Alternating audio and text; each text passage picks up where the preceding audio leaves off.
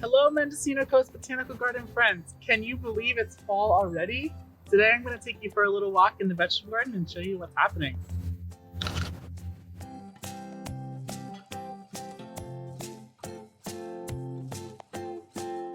Many of the plants here at the garden are still growing really strong, like this winter king cabbage here.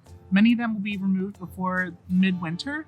I have lettuce, chard, cauliflower, Brussels sprouts, and some small kale and radishes, which will finish up here in the next month or so.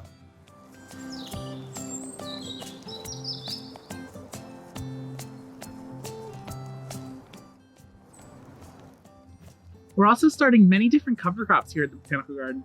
Here I have some fava beans, which are nitrogen fixers, and they'll last in the garden until about the beginning to mid-spring. Some other cover crops that I'm growing for the vegetable garden this winter are some wheat and oats here, which are in front of me, and barley and rye. They have a big fibrous root system, which help hold the soil together nicely.